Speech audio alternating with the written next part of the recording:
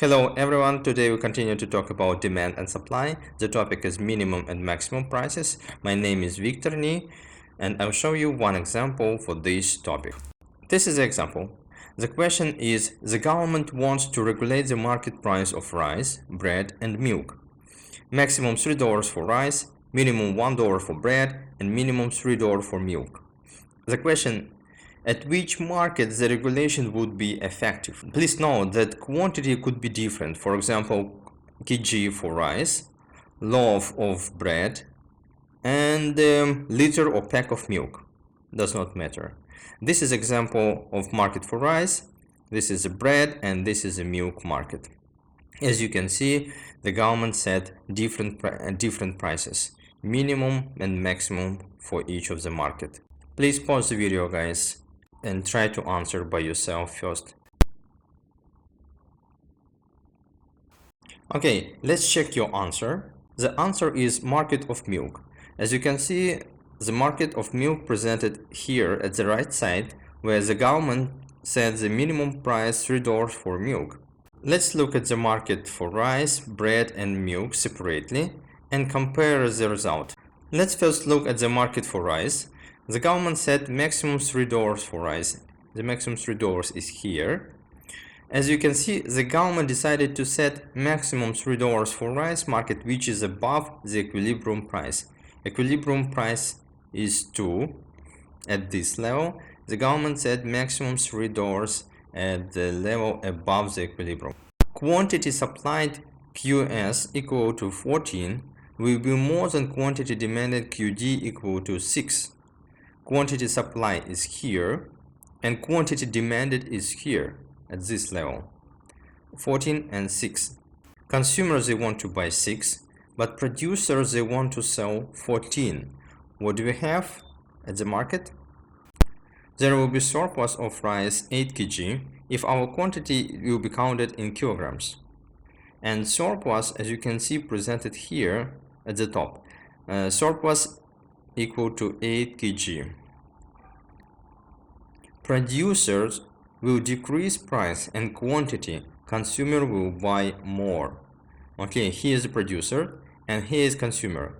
If you want to sell 14 but consumers only want to buy 6, what will you do? Yes, you will decrease the price and decrease quantity. Consumers, they will start to buy more because they can enjoy lower price. As you can see, market price will be established at 2. Eventually they will both come here at equilibrium point. Let's check. And the government will not achieve the price 3. Thus the policy will not be effective. As you can see, the government wants to make price equal to 3, but the market will come by itself using demand and supply relationship to the price equal to 2. This is an effective policy. Okay, let's look at the next market, the market for bread. The government decided to set minimum $1 for the bread market, which is below the equilibrium price. As you can see, minimum price is here set by government, and the equilibrium price is at this level here, 2. Government want to make price equal to 1, but the equilibrium is here at 2. Let's see what will happen. The quantity supplied QS equal to 6 will be less than quantity demanded QD equal to 14. Here is quantity demanded and here is quantity supplied. What does it mean? It means that more people want to buy 14, they demand more, but suppliers, they only can provide 6. It means that we have a shortage of bread at the market. The shortage equal to 8 kg. Here is a shortage, and I wrote it here because there is not enough space. Usually we write it below, and shortage minus 8 kg. Producer will increase price and quantity consumer will buy less.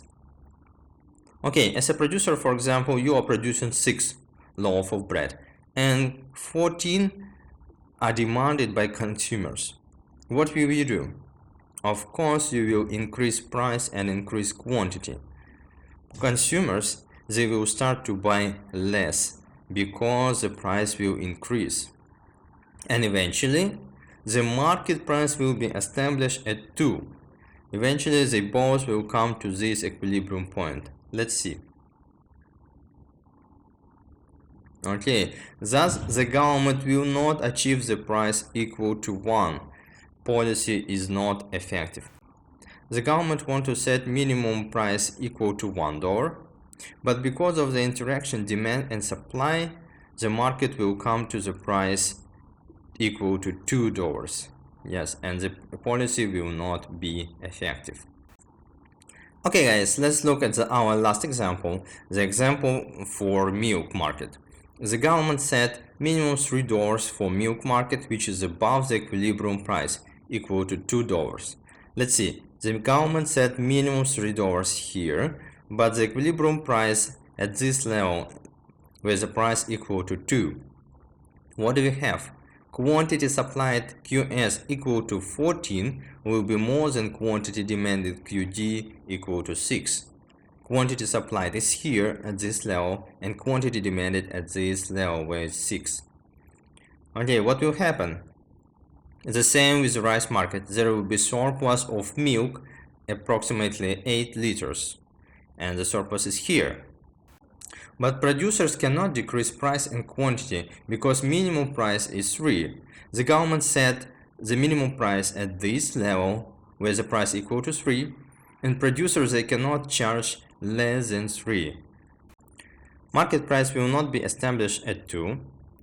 As you can see here, producers and consumers, they have a tendency to move to the equilibrium point, but they cannot do it because the government sets the price at this level.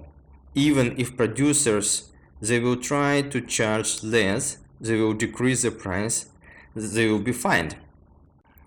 And producers, even if they want to charge less than $3, they cannot do it.